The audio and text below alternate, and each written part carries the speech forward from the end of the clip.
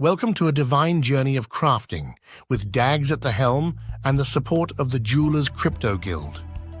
Today, we explore the sacred path of the priest, where each build is a blend of wisdom, healing, and the unpredictable touch of divine RNG.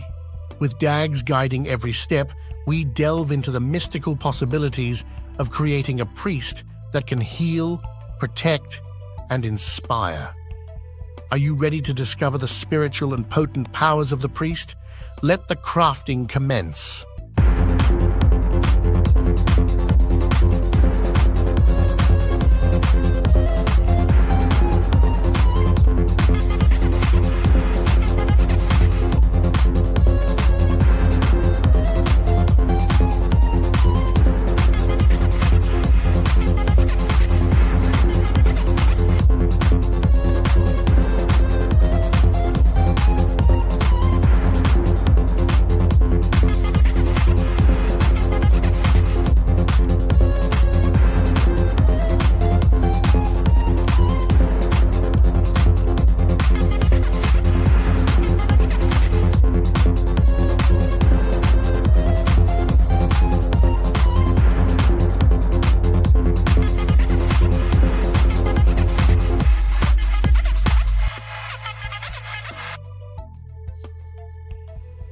So this is going to be a priest build. So Daggs, why don't you go ahead and take a quick second, introduce yourself, and then we'll start getting into this one. Sure.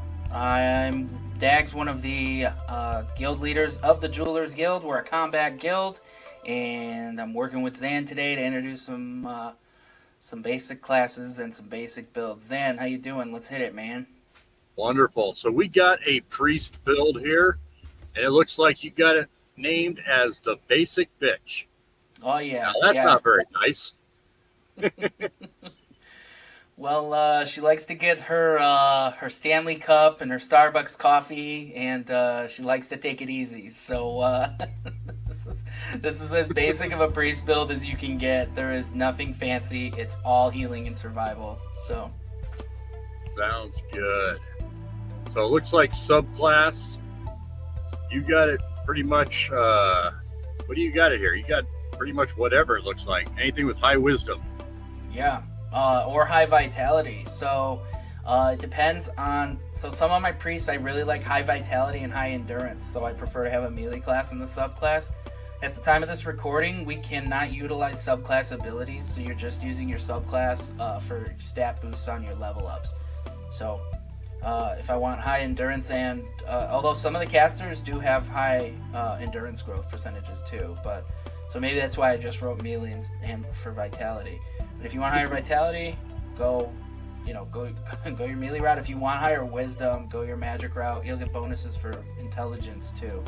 So pick and choose there. Nothing difficult. Sounds good. And then for the abilities for the active and passives, you got quite a bit on here. Any kind of pattern we got going on here? Sure. For the actives, it's kind of those ones that you don't want to waste a damage dealer's turn using. Sometimes when you have a priest, you have to take a basic attack. You're hoping these actives will take the place of those basic attacks at least at least once.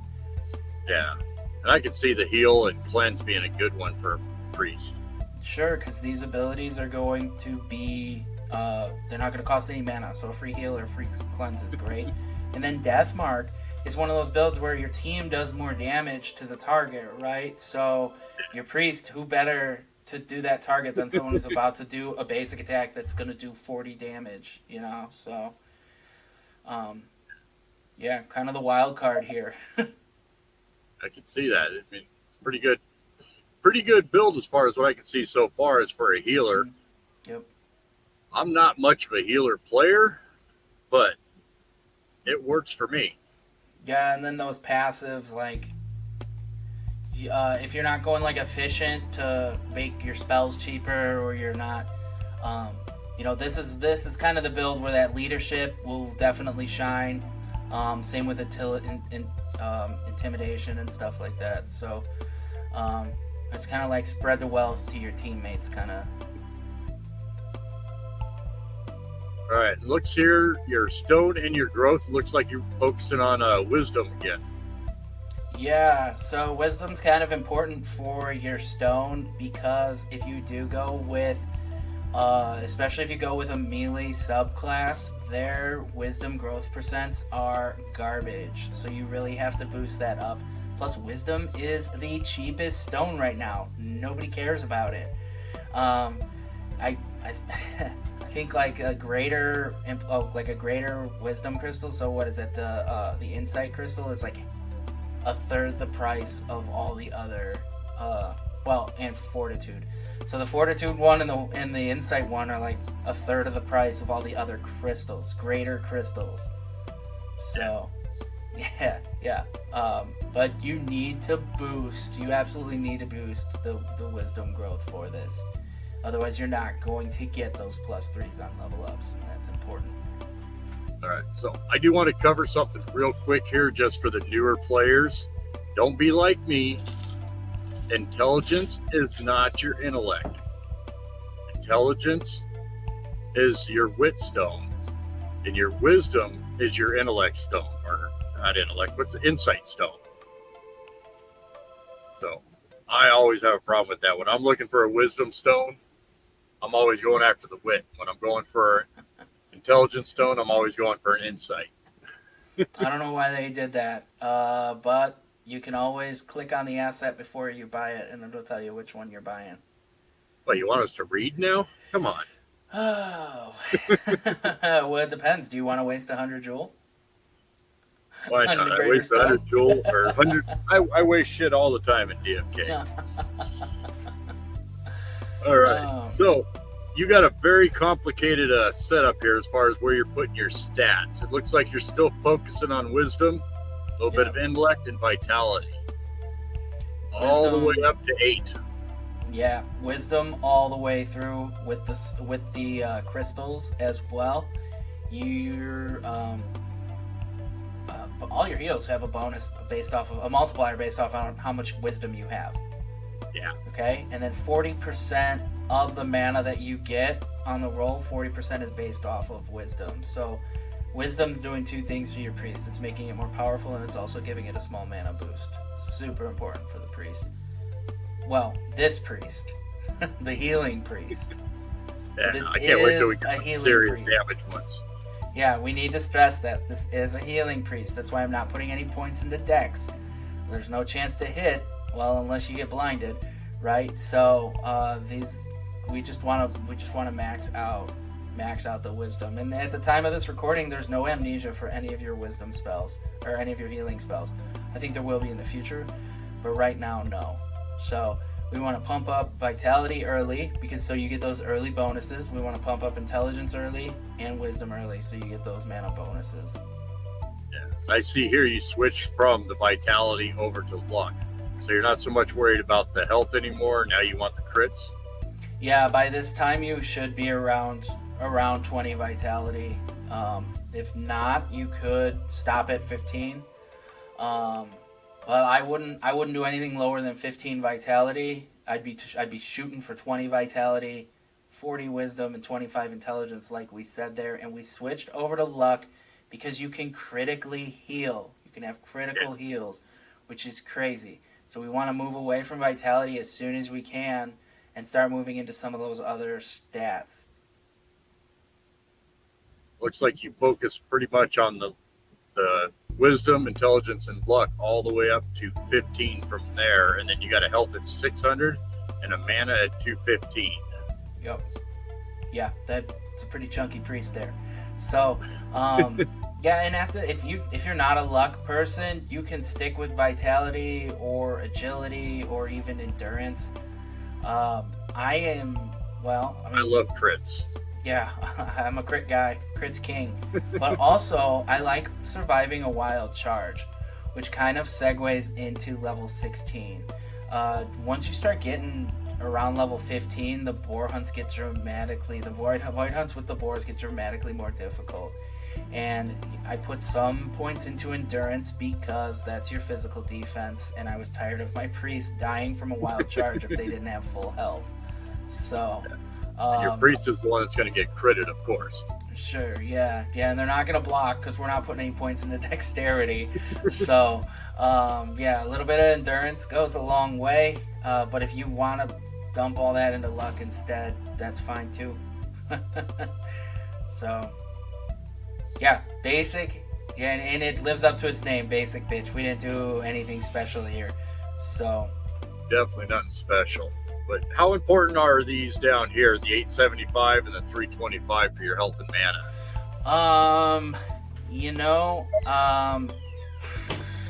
I am not sure because I don't have a priest to level 20 yet. So that was just a baseline that I found off of the current level 20s, and most of the level 20s are mythic or legendary right now. So it was kind of based off of those statistics. Yeah. I wonder how many of those were built for duels versus actual combat. Yeah. It's just, I mean, I'm sure this will be adjusted once we start hitting level 20s. I mean, I have a lot of priests at like 16, 17, so we'll kind of see, and we'll revisit this because I did use this sheet with 2 knights that I made, so I stuck to the sheet, and it did turn out pretty good for those knights at least. So, but nice. Yeah, we'll be making adjustments as we need to. Yeah, and these sheets are public for anyone to view also, so that makes it nice. And I'm going to start doing a lot more, and I'm going to start using these sheets also because this will really help me. Mm-hmm. So what do we got down here as far as these guys go? You got the same on both the mother cluckers and the boar hunts? Full transparency, I don't use priests on mother cluckers, so I didn't change it because I don't know what's the most effective. Yeah, I hear a lot of people saying that. Yeah, I mean, I heard damage priest is the way to go if you're going to use a priest there. So I haven't used that yet either, but I think that'll be one of my next builds that we start working on. But yeah, let's go through this. Prayer healing, that's your cheap. It's just the cheapest heal that's nice, you know. You really don't need cleansing gift for boars because all they're gonna do is put a bleed on you. And you can honestly withstand that. Honestly, using a heal when the bleed's done, I just feel is way better. Blessing of Light, I believe that's the one that increases the crit rate. We're putting some luck, so critical heals are nice when they hit. Don't rely on them, but they're nice when they hit. Holy Circle, that's your AoE heal. If you have high enough wisdom, it feels pretty damn good. Yeah, I always use that after a charge. Yep. I usually use Holy Beacon if I think my priest is going to die the next turn, so that my team can have a little bit of healing.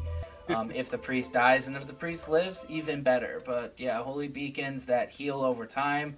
I believe you get 5 turns of healing, and the healing factor on Holy Beacon is actually based on intelligence.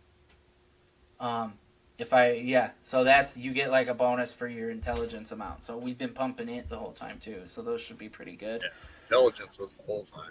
Yeah. And then the last one, Divine Barrier. If you got a wild charge coming and you triggered a rampage and you're sitting at full health and you think your guys still aren't going to survive, pop that barrier on there.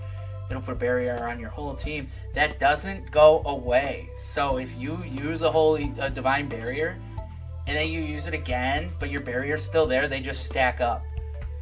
Nice. So yeah, there will be times where like I'll have a ninja with like a double barrier on, and it's wonderful because they don't get hit. so yeah, pretty easy, pretty basic. This is as basic as it gets in DFK. This is your basic bitch. That's exactly what you named her. All right, so anything you want to add in here? I don't think so. We already gave the warning. I don't think you're going to see much success with the bad mother cluckers.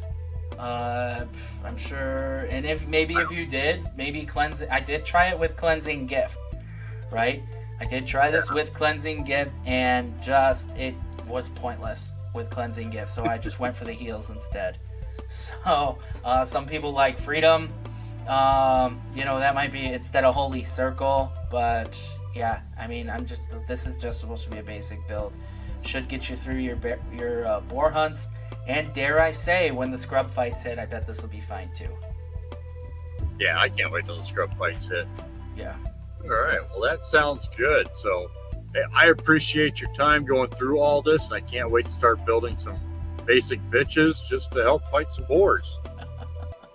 All right. Thank you.